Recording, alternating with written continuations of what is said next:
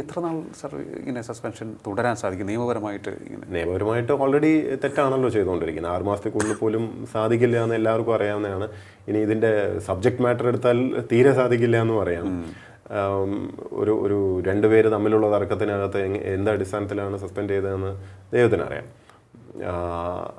നിയമപരമായിട്ട് നേരത്തെ പറഞ്ഞ പോലെ അന്യായമാണെന്നും പ്രകടമായിട്ടും അന്യായമാണെന്നും മനസ്സിലാവുന്ന ഒരു വിഷയത്തിൽ ഞാൻ കോടതിയിൽ പോയാൽ മാത്രമേ അതിന് പരിഹാരം കിട്ടൂ എന്നാണെങ്കിൽ അത് നമുക്ക് കുറച്ചുകൂടെ ക്ലിയർ ആയിട്ട് ആരൊക്കെ ഇതിനകത്തുള്ള നീതിബോധമില്ലാത്ത ആരൊക്കെയാണ് ഈ സിസ്റ്റത്തിൽ ഉള്ളതെന്ന് മുഴുവനും നമുക്ക് വ്യക്തത വരണമല്ലോ. അതെ, നമ്മൾ സമയം കൊടുക്കും.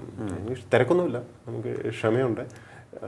ഈ പറഞ്ഞ കൂട്ട് വ്യക്തിപരമായിട്ട് നമ്മളെ ഇത് ഇപ്പോൾ ഈ സസ്പെൻഷൻ കൊണ്ട് വലിയ ബാധിക്കുന്നൊന്നും ഇല്ലാത്തത് കൊണ്ടും കൂടെ I can wait, I am ready to wait. പക്ഷേ ആ പ്രോസസ്സ് വെറുതെ ആയിരിക്കില്ല. ഞാൻ കാത്തിരിക്കുന്ന സമയത്ത് പരമാവധി ഈ സിസ്റ്റത്തിൻ്റെ ഈ അപജയത്തെക്കുറിച്ച് സംസാരിക്കും. ഇത് ജനങ്ങളെ ബോധവൽക്കരിക്കാൻ അവരും അറിയാം. കാരണം അവർക്കും ഇതിനകത്ത് അവരും ബാധിക്കപ്പെടുകയാണ്. ഇത് വില്ലേജ് ഓഫീസ് മുതൽ ആൾക്കാരെ ബാധിക്കുന്ന അതേ പ്രശ്നത്തിൻ്റെ മറ്റൊരു ഒരു വകഭേദം മാത്രമാണിത്. അതെ അതെ. So let us discuss it. ഇത് ഡിസ്കഷൻ പോയിന്റ് ആവട്ടെ.